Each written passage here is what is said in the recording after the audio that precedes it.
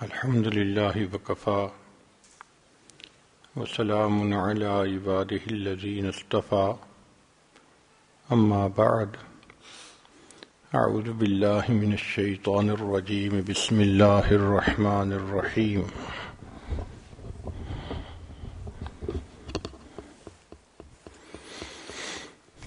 يا أيها الذين آمنوا توبوا إلى الله توبة نصوحا سبحان ربك رب العزة عما يصفون وسلام على المرسلين والحمد لله رب العالمين اللهم صل على سيدنا محمد وعلى آل سيدنا محمد وبارك وسلم یا ایھا الذین آمنوا اے ایمان والو توبو الی اللہ توبۃ نصوحا تم اللہ تعالیٰ کے سامنے سچی توبہ کرو۔ انسان جو کام بھی شریعت کے خلاف کرتا ہے اس کو گناہ کہتے ہیں۔ اس سے توبہ کرنا انسان کے اوپر لازم ہو جاتا ہے۔ ابن قیم رحمۃ اللہ علیہ نے الداء والدواء میں گناہوں کے دو طرح کے نقصانات بتلائے ہیں، ایک وہ جو آخرت میں ہوں گے اور ایک وہ جو دنیا میں ہوتے ہیں۔ چنانچہ دنیا میں جو گناہوں کے نقصانات ہیں ان میں سے ایک یہ کہ انسان گناہ کرنے کی وجہ سے اس کا نیکی کرنے کو دل نہیں چاہتا، نماز پڑھنے کو دل نہیں چاہتا، تلاوت کو دل نہیں چاہتا، لمبی دعا مانگنے کو دل نہیں چاہتا، تہجد میں اٹھنے کو دل نہیں چاہتا، حتیٰ کہ نیک محفل میں جانے کو دل نہیں چاہتا۔ دوسرا گناہوں کا نقصان یہ کہ انسان کا دل بے چین رہتا ہے۔ چنانچہ کوئی آدمی کتنی ہی کامیابی سے گناہ کیوں نہ کرے، دیکھا گیا ہے کہ اس کا دل بہت بے چین ہوتا ہے، سکون لٹ جاتا ہے۔ ایئر کنڈیشن کمروں میں کمبل کے اندر لیٹے ہوئے کروٹیں بدلتے ہیں، ان کو نیند نہیں آتی، نیند کے لیے گولیاں کھانی پڑتی ہیں۔ پھر زندگی میں سے برکت نکل جاتی ہے، وقت میں برکت نہیں رہتی، صحت میں برکت نہیں رہتی، قوت یادداشت میں برکت نہیں رہتی، برکت انسان کی زندگی سے نکل جاتی ہے۔ ایک اثر یہ کہ دعائیں قبول نہیں ہوتی، چنانچہ خود زبان سے کہتے ہیں جی کہ اللہ تو ہماری سنتا ہی نہیں، حالانکہ اللہ تعالیٰ تو سب کی سنتا ہے۔ ان ربی لسمیع الدعاء، میرا رب دعا کو سنتا ہے، لیکن اس کو پورا کرنا یا نہ کرنا یہ تو اللہ کا اپنا اختیار ہے۔ ہم اپنے گھروں میں دیکھتے ہیں کہ جو بچہ بہت فرما بردار ہو، نیکوکار ہو، ماں باپ کا دل خوش کرے، جب وہ کوئی بات کرتا ہے تو باپ فوراً پوری کر دیتا ہے، اور جو ماں باپ کو دکھ دے، ستائے، وہ بچہ کوئی بات کرے تو انسان سنی انسنی کر دیتا ہے۔ اسی طرح جو فسق و فجور کی زندگی گزارتا ہے اس شخص کی دعاؤں کو اللہ تعالیٰ سنی انسنی فرما دیتے ہیں۔ گناہوں کا ایک نقصان یہ بھی ہے کہ نعمتوں کو زوال آنا شروع ہو جاتا ہے۔ چنانچہ جو پروردگار نعمتیں دینا جانتا ہے وہ پروردگار نعمتیں لینا بھی جانتا ہے۔ کام ادھورے رہتے ہیں، بچی کے رشتے نہیں آتے، بیٹے کا بزنس سیٹ نہیں ہوتا، یہ ادھورے کام اس بات کی دلیل ہیں کہ گناہوں کی وجہ سے زندگی میں بے برکتی ہے۔ ان سب چیزوں سے بچنے کا ایک ہی طریقہ ہے کہ انسان گناہوں کو چھوڑ دے۔ چنانچہ گناہ چھوڑنے کا عمل توبہ کہلاتا ہے۔ توبہ کی 4 شرائط ہیں۔ ایک شرط تو یہ کہ گناہ چھوڑنا، دوسرا اس کے کرنے پر نادم ہونا، تیسرا آئندہ نہ کرنے کا دل کے اندر عزم رکھنا، عہد کرنا کہ آج کے بعد میں نے یہ گناہ نہیں کرنا، اور چوتھا اگر وہ گناہ حقوق العباد سے متعلق ہے تو اس کو واپسی کرنا یا اس کی معافی تلافی کروانا۔ جو انسان اللہ کے خوف کی وجہ سے گناہ کو چھوڑے وہ تو توبہ کہلاتی ہے، نیت کوئی اور ہوئی تو پھر وہ توبہ نہیں کہلاتی۔ مثلا ایک بندہ اس لیے گناہ سے بچتا ہے جی کہ بدنامی ہوتی ہے، ایک بندہ گناہ سے اس لیے بچتا ہے جی کہ میرے اندر گناہ کی طاقت نہیں، ایک بندہ گناہ سے اس لیے بچتا ہے کہ جی مجھے مرض لگ جانے کا ڈر ہے، ایک بندہ کہتا ہے کہ میں اس لیے چوری نہیں کرتا کہ پولیس پکڑ لے گی، کوئی بندہ سوچتا ہے کہ میں اس لیے جوا نہیں کھیلتا کہ بہت نقصان ہوتا ہے پیسے کا۔ اگر یہ نیتیں ہیں تو یہ توبہ نہیں کہلاتی۔ توبہ کے لیے دل میں اللہ کو راضی کرنے کی نیت ہو، اللہ کے ڈر کی وجہ سے انسان توبہ کرے۔ توبہ کرنے والے کو چند کام کرنے چاہیے۔ پہلا کام کہ برے دوستوں سے جدائی اختیار کرے، چونکہ یار بد مارے بد سے بھی زیادہ برا، یار بد مارے بد سے زیادہ برا۔ کیا مطلب؟ کہ برا دوست زہریلے سانپ سے بھی زیادہ برا اور شیطان سے بھی زیادہ برا، اس لیے کہ شیطان تو گناہ کا خیال دل میں ڈالتا ہے، برا دوست گناہ کا خیال ڈالنے کے بعد ہاتھ پکڑ کے گناہ کروا دیتا ہے۔ پھر توبہ میں تاخیر کرنا یہ مستقل گناہ، مثلا گناہ تو کیا جوانی میں اور اب بڑھاپے میں توبہ کر رہے ہیں، تو اتنا عرصہ جو تاخیر ہوئی یہ بھی مستقل گناہ ہے۔ انسان اپنے نفس پہ اعتماد نہ کرے، جو حقوق اللہ میں کمی تھی وہ پورے کرے، روزے رکھے، نمازیں پڑھے، حقوق العباد کی معافی تلافی کا انتظام کرے، حرام اور ممنوع اشیاء کو تلف کرے۔ مثال کے طور پہ اگر تصویریں جمع کی تھیں تو چونکہ حرام ہیں ان کو تلف کرنا ضروری۔ ایک بندہ شراب پیتا تھا، اس کے برتن ہیں، ان کو تلف کرنا ضروری۔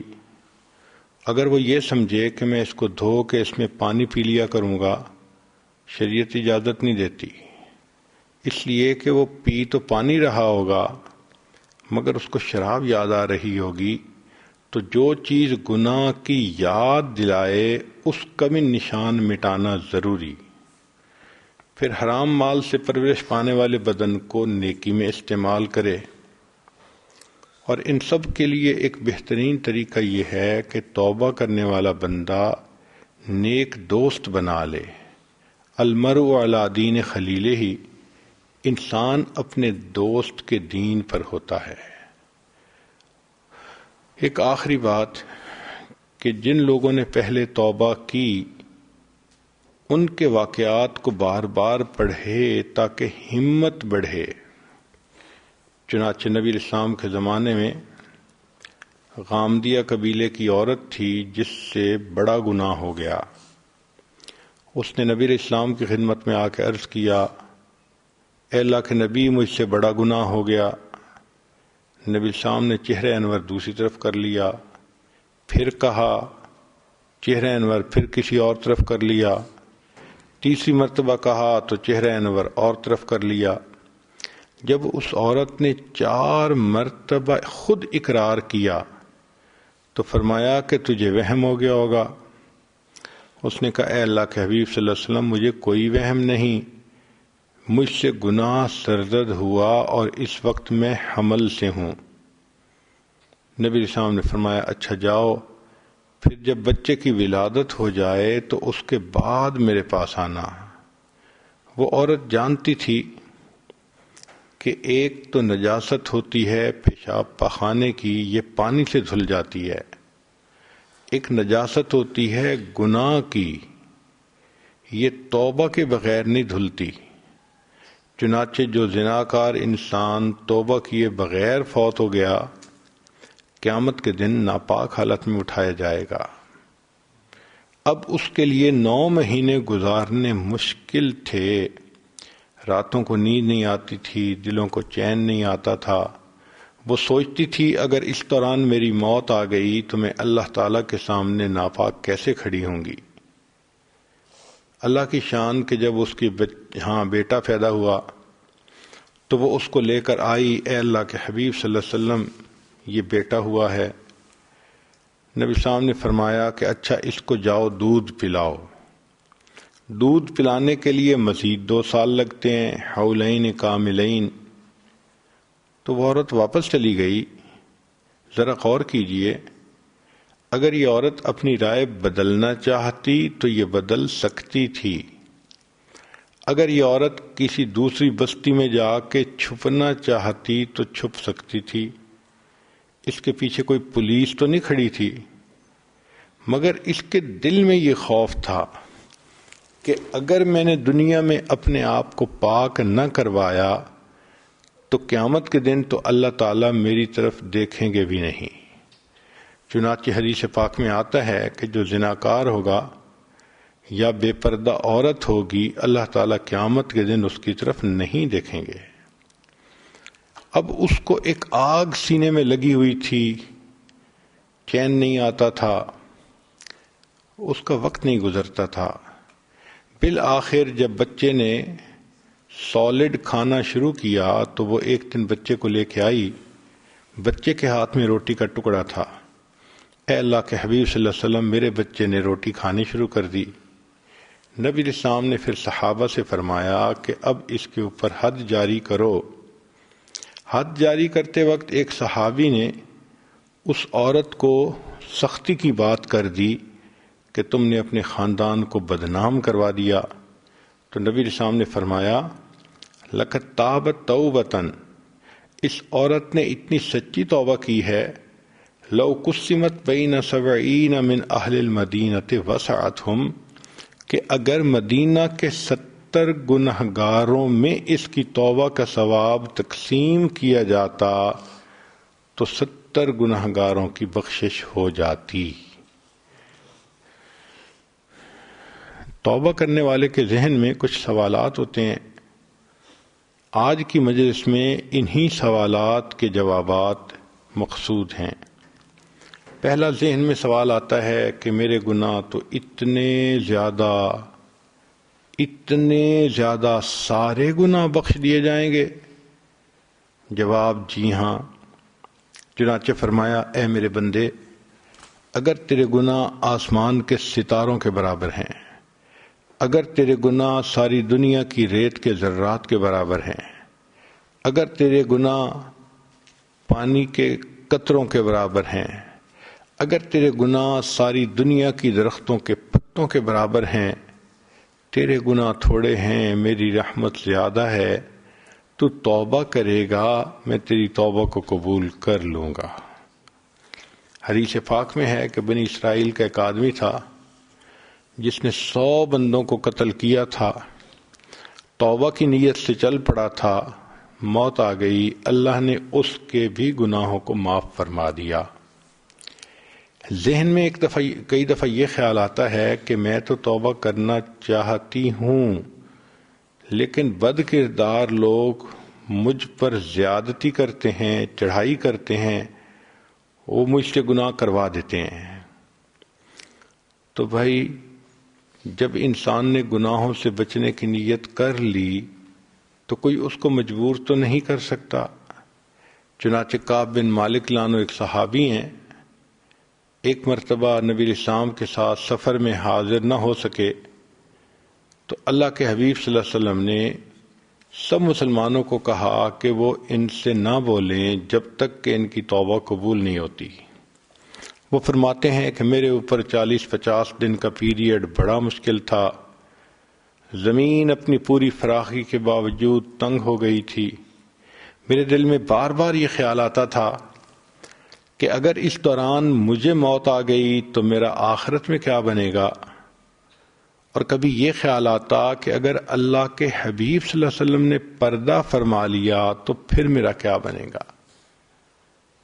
ایک دن میں جا رہا تھا، پتہ چلا کہ غسان کے بادشاہ نے مجھے رکہ بھیجا ہے۔ رکے میں لکھا تھا کہ ہم نے سنا ہے تمہارے صاحب نے تم سے قطع تعلقی کا حکم دے دیا، ہمارے پاس آ جائیے، ہم خزانوں کے منہ کھول دیں گے اور آپ شاہانہ زندگی گزاریں گے۔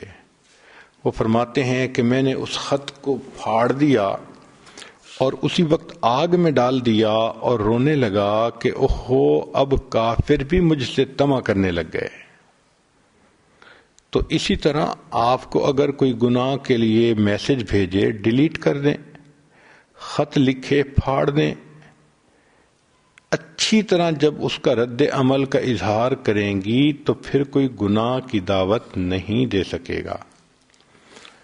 حضرت مرشد اللہ عنہ ایک صحابی تھے۔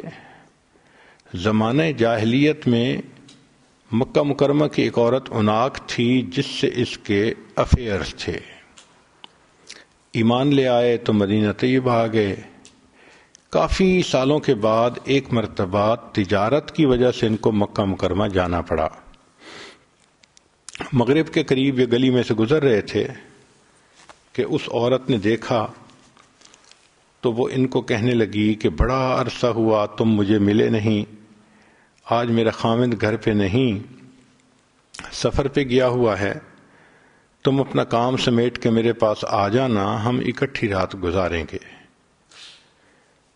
مرشد لانو نے فرمایا کہ میں نہیں آؤں گا۔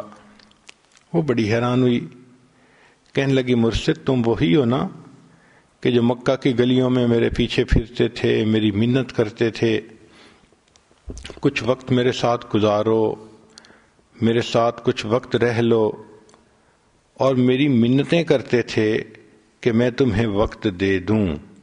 آج میں خود تمہیں کہہ رہی ہوں اور تم نہ بولتے ہو۔ تو مرشد لانو نے اس کی طرف دیکھا بھی نہیں۔ وہ بڑی حیران ہو کے کہنے لگی تم میری طرف دیکھ کیوں نہیں رہے؟ تو انہوں نے فرمایا کہ اب میری آنکھوں نے اس مبارک ہستی کو دیکھ لیا جس کو دیکھنے کے بعد اب یہ غیر محرم کو نہیں دیکھ سکتی۔ عورت چونکہ ان کے ساتھ بہت کلوز رہ چکی تھی، طبیعت کے اندر بہت کلوزنس تھی، اس نے ہاتھ آگے بڑھایا کہ ان کے ہاتھ کو پکڑے۔ تو مرشد لانو نے کہا کہ خبردار مجھے ٹچ نہ کرنا ورنہ میں اپنی تلوار سے تمہاری گردن الگ کر دوں گا۔ جب اس عورت نے یہ گفتگو سنی تو وہ گھبرا گئی اور وہ اپنے گھر واپس چلی گئی۔ دیکھو جو گناہوں سے بچنے والے ہوتے ہیں وہ پھر ایسے عمل کرتے ہیں۔ کچھ دعائیں بھی ہیں، اللہم انا نجعلک فی نحورہم ونعوذ بک من شرورہم، اللہم استر عوراتنا وآمن روعاتنا، اللہم لا تشمت بنا الاعداء ولا الحاسدین۔ کئی مرتبہ ذہن میں یہ سوال آتا ہے کہ میرے لیے پرانی یادیں عذاب بن چکی ہیں، میں کیسے ان کو ذہن سے نکالوں؟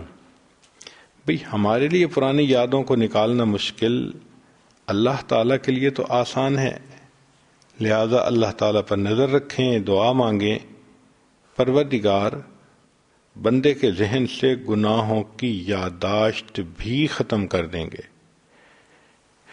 ایک سوال ذہن میں یہ آتا ہے کہ میں نے توبہ تو کر لی، کیا اللہ رب العزت کے سامنے گناہوں کا اعتراف کرنا ضروری ہے؟ جی ہاں، یا تو دنیا میں اعتراف کر لیں جیسے نبی علیہ السلام نے دعا سکھائی، ابوء لک بنعمتک و ابوء بذنبی، اے اللہ میں آپ کی نعمتوں کا بھی اعتراف کرتا ہوں اور اپنے گناہوں کا بھی اعتراف کرتا ہوں۔ اور اگر دنیا میں اعتراف نہ کیا تو جہنم میں جا کے جہنمی کے بارے میں آتا ہے فاعترفوا بذنبہم وہ اپنے گناہوں کا اعتراف کر لیں گے، فسحقا لاصحاب السعیر، مگر ان جہنم میں جانے والوں کے لیے تو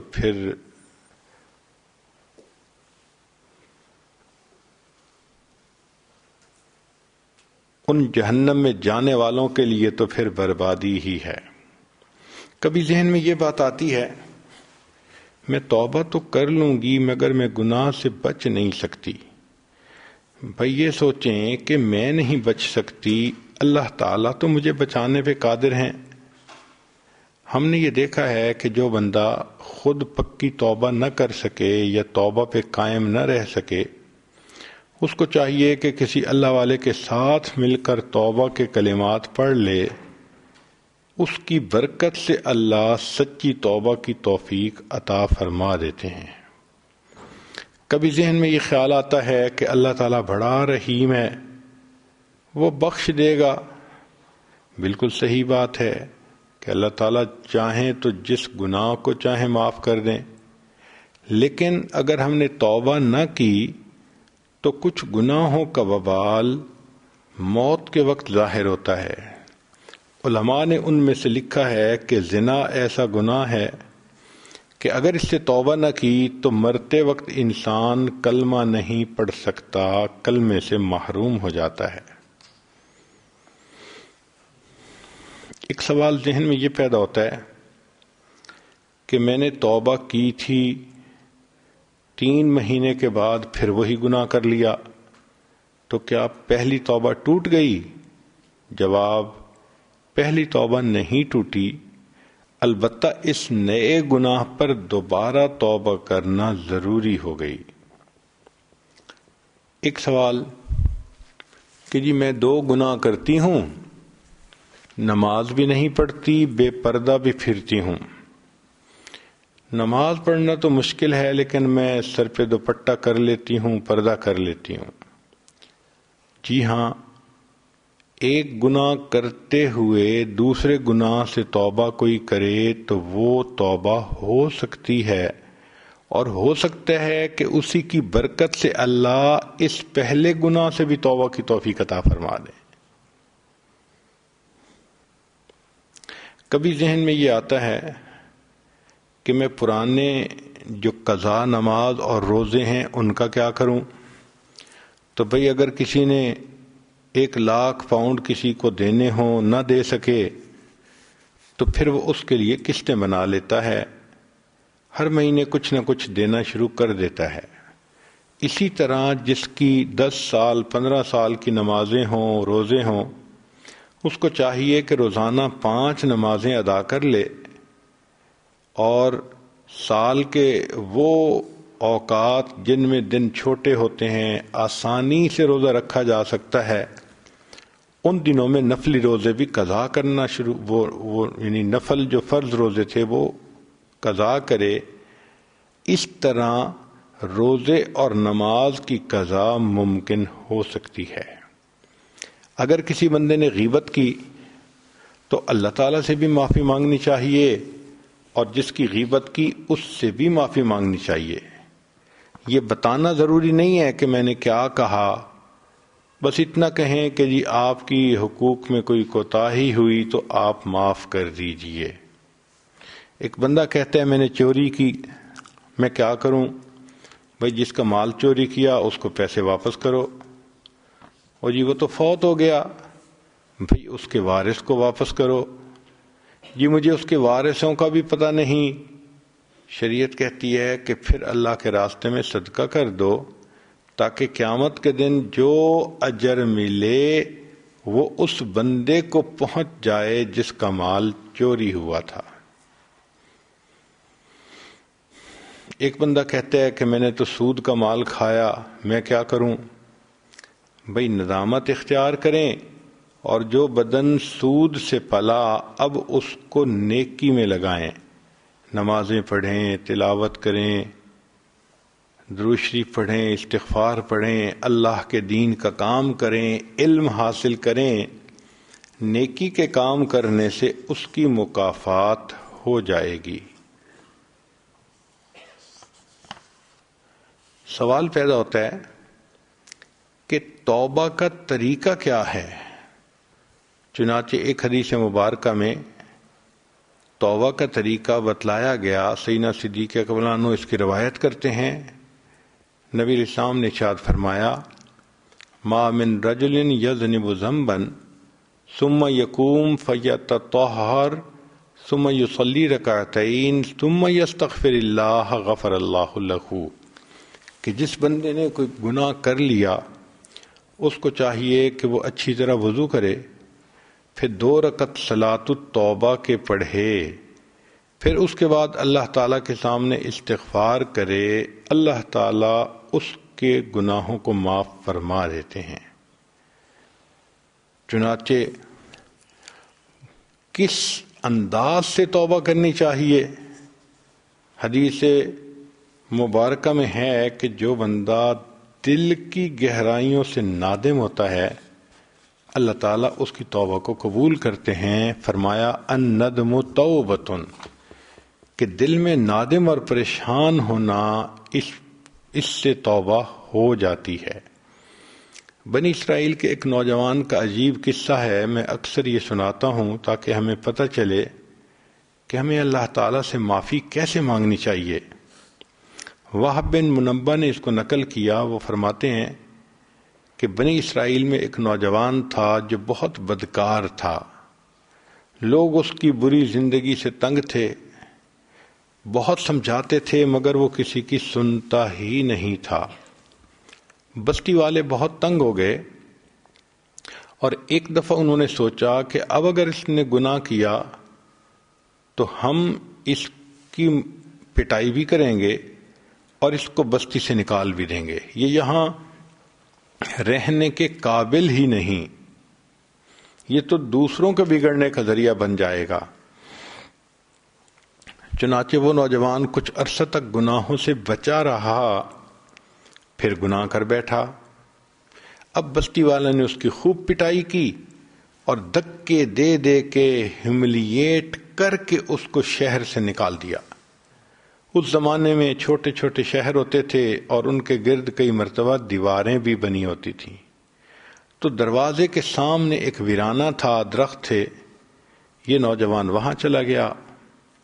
اللہ کی شان کہ یہ بیمار ہو گیا، موسم سردی کا ہو اور انسان کے پاس دوائی بھی نہ ہو اور کوئی اور انتظام بھی نہ ہو تو پھر بیماری ایگریویٹ کر جاتی ہے، بڑھ جاتی ہے۔ اس نوجوان کے ساتھ ایسا ہی ہوا، چنانچہ اس کی بیماری بڑھ گئی حتیٰ کہ اس کی موت کا وقت آ گیا۔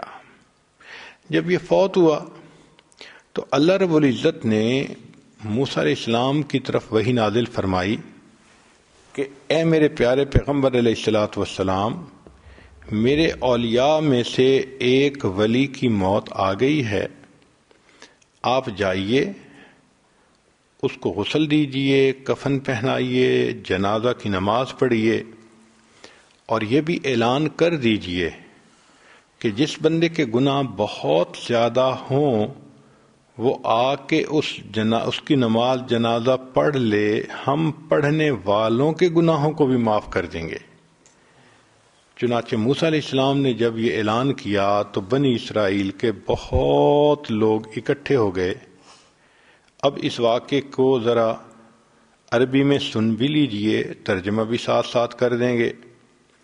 کان فی زمن موسیٰ علیہ السلام شاب عاتن، موسیٰ علیہ السلام کے زمانے میں ایک نوجوان تھا جو بڑا سرکش تھا، مسرف علی نفسہ، اپنی جان پہ بڑا ظلم کرتا تھا۔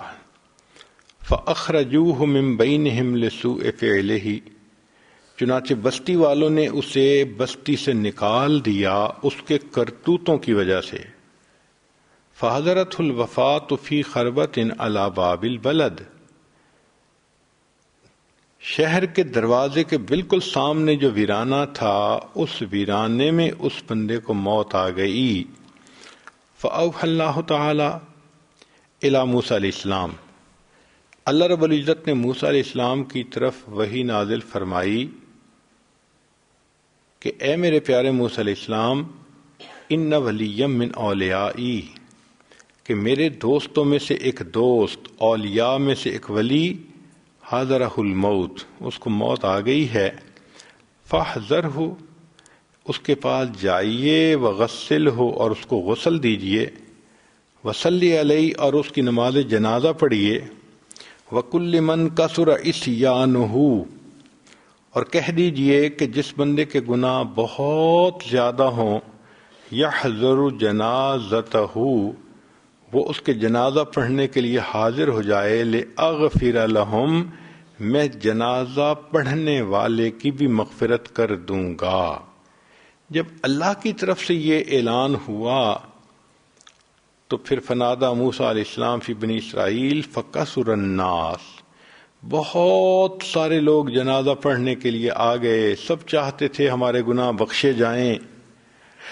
فلما حضروہ عرفوہ، جب وہ وہاں پہنچے تو انہوں نے اس نوجوان کو پہچانا، فقالو، کہنے لگے، یا نبی اللہ، اے اللہ کے نبی صلی اللہ علیہ وسلم، ھذا ھو الفاسق، یہ تو وہی فاسق شخص ہے، الذی اخرجناہ، جس کو ہم نے بستی سے دھکے دے دے کے نکال دیا تھا۔ فتعجب موسیٰ من ذلک، موسیٰ علیہ السلام بھی اس بات پہ بہت حیران ہوئے۔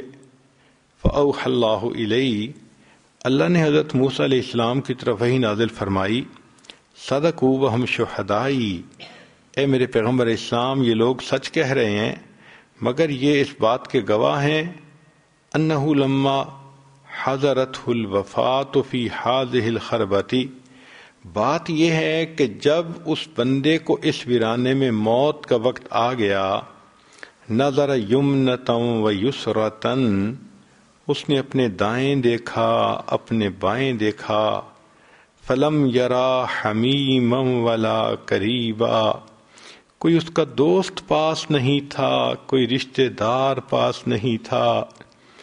اس وقت اس نے یہ پکارا کہ اللہ، کوئی میرا یار ہوتا جو یاری کرتا، دلدار ہوتا دلداری کرتا، میری امی پاس ہوتی میرے سر پہ ہاتھ رکھتی، میری بیوی ہوتی مجھے دلاسا دلاتی۔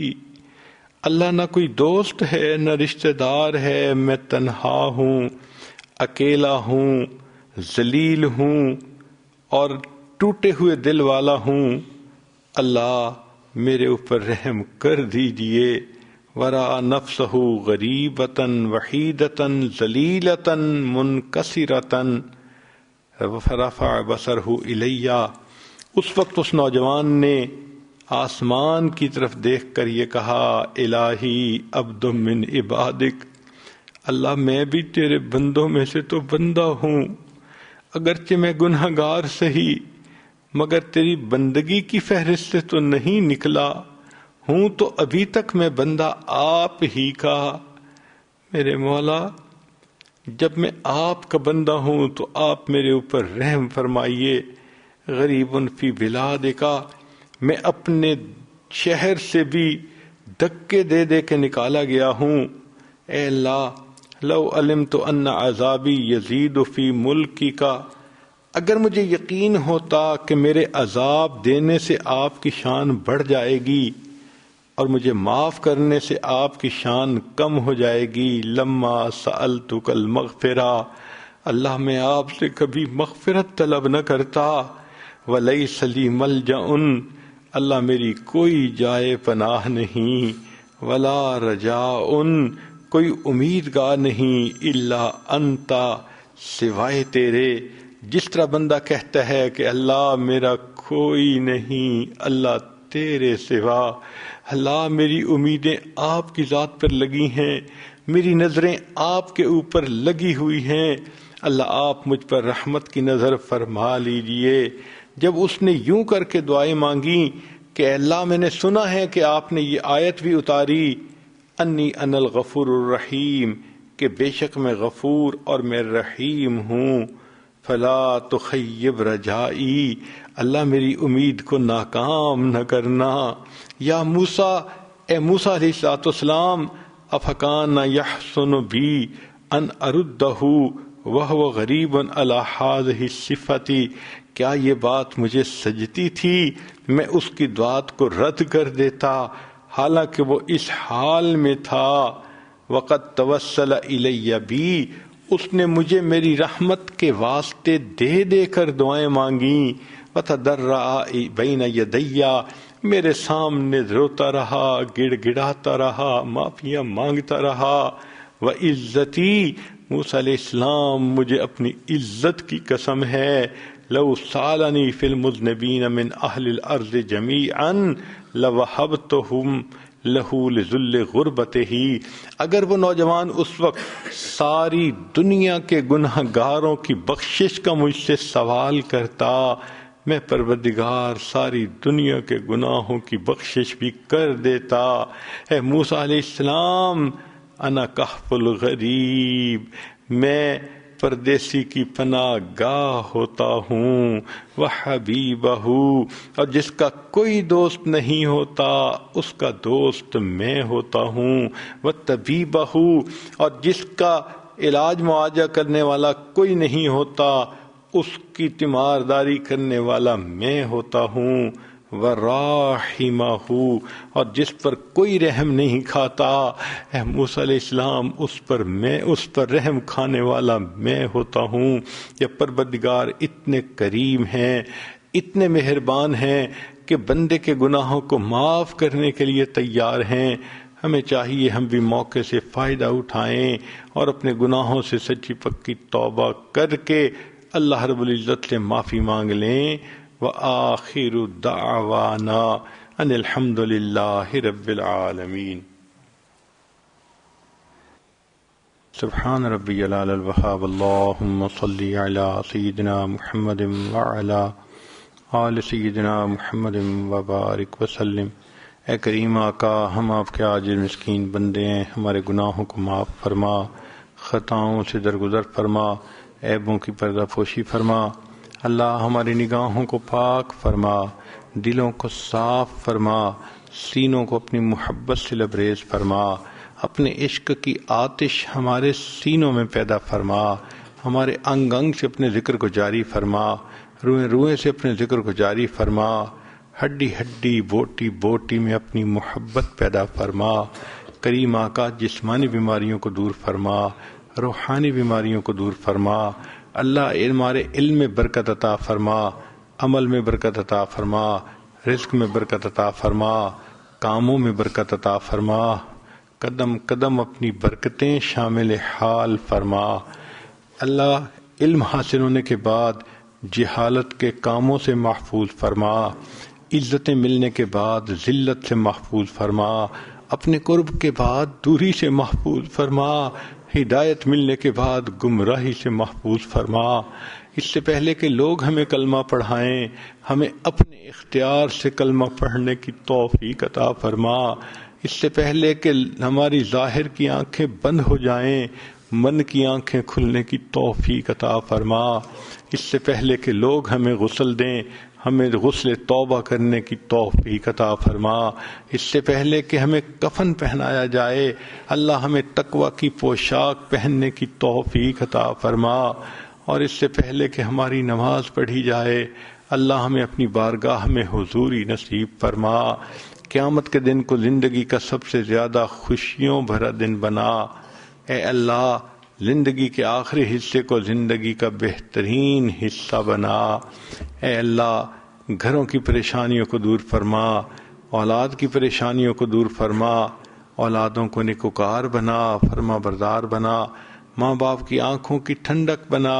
جن گھروں میں جوان بچے بچیاں موجود ہیں، اللہ ان بچوں کے مستقبل کو روشن فرما، ماں باپ کے لیے فرض ادا کرنے آسان فرما. اللہ، ہم نے دیکھا ہے کہ فقیر اگر بڑے دروازے کے سامنے پہنچتا ہے تو اونچی صدا لگاتا ہے، اس کو یقین ہوتا ہے میں یہاں سے خالی نہیں لوٹوں گا. میرے مولا، آپ کا دروازہ کائنات کا سب سے بڑا دروازہ ہے، ہم اس گھر میں آئے بیٹھے ہیں، اس دروازے کے سامنے ہیں۔ اے اللہ اپنے رحمتوں کے خزانوں کے دروازے کھول دیجئے، ہماری خطاؤں کو معاف کر دیجئے۔ تیری ایک نگاہ کی بات ہے، میری زندگی کا سوال ہے۔ اے اللہ آپ کی رحمت کی ایک نظر پڑے گی، ہمارے گناہ معاف ہو جائیں گے۔ اللہ ہمیں معاف فرما دیجئے۔ اللہ گھر میں جو بیمار ہیں ان کو شفا عطا فرما، جو مقروض ہیں قرضے کی ادائیگی کی سبیل پیدا فرما، جن گھروں میں جوان بچے بچیاں موجود ہیں ان بچوں کے مستقبل کو روشن فرما، ماں باپ کے لیے فرض ادا کرنے آسان فرما، اولاد کے غموں سے محفوظ فرما، اولاد کے دکھوں سے محفوظ فرما، اولاد کی پریشانیوں سے محفوظ فرما۔ میرے مولا نیکوکاری کی زندگی نصیب فرما، اللہ اپنی حفاظت نصیب فرما۔ اب کریم جو روٹی کا ساحل ہوتا ہے، ایک دروازے پہ چلا جائے اور اسے نہ ہو تو وہ دوسرے پہ چلا جاتا ہے، نہ ملے تیسرے پہ چلا جاتا ہے، اس کا کوئی مسئلہ نہیں۔ اللہ مسئلہ تو ہمارا ہے جن کے پاس ایک ہی دروازہ ہے، ہم اچھی طرح جانتے ہیں جو آپ کے دروازے سے خالی اٹھتا ہے وہی بدبخت ہوتا ہے۔ اللہ ہماری دعاؤں کو رد نہ کیجیے۔ اللہ ہم نے تو دنیا داروں کو دیکھا، کسی گھر کی عورتیں چل کے آ جائیں قتل کے مقدمے معاف کر دیتے ہیں، آپ کی بندیاں آپ کے گھر میں چل کے آئی بیٹھی ہیں۔ اللہ ان کا آنا قبول فرما لیجئے، اللہ ان کو اپنی مقبول بندیوں میں شامل فرما لیجئے۔ اے کریم آقا ان کے دل کی نیک مرادوں کو پورا فرما دیجئے۔ رب کریم آنے والے وقت کو گزرے وقت سے بہتر فرما، آنے والی زندگی کو گزری ہوئی زندگی کا کفارہ بنا۔ میرے مولا وہ محبت کی نظر جو آپ نے فضیل بن ایاز پر ڈالی، ڈاکوں کی سرداری سے نکال کے ولیوں کا سردار بنا دیا، وہ محبت کی نظر ہم پر بھی ڈال دیجئے۔ وہ محبت کی نظر جو آپ نے بشر حافی پہ ڈالی، دنیا کے شراب خانے سے نکال کر آپ نے ان کو اپنی محبت کی شراب پلا دی، وہ ہماری نظر ہم پر بھی ڈھال دیجئے۔ وہ محبت کی نظر جو آپ نے جنید بغدادی پر ڈالی، دنیا کی پہلوانی سے نکال کے اولیاء کی دنیا کا پہلوان بنا دیا، اللہ ہمیں بھی ان میں شامل فرما لیجئے۔ اللہ ہماری ان دعاؤں کو اپنی رحمت سے قبول فرما۔ مقامی لوگ جس محبت سے بلاتے ہیں اللہ اس کے بدلے ان کو اپنی سچی محبت نصیب فرما۔ مستورات جس ذوق شوق سے دین کی بات سننے کے لیے آتی ہیں اللہ اسی پر ان کے سب گناہوں کو معاف فرما، پریشانیوں کو دور فرما، نیک مرادوں کو پورا فرما۔ صلی اللہ تعالی علی حبیبہ سیدنا محمد و آلہ و اصحابہ اجمعین برحمتک یا ارحم الراحمین۔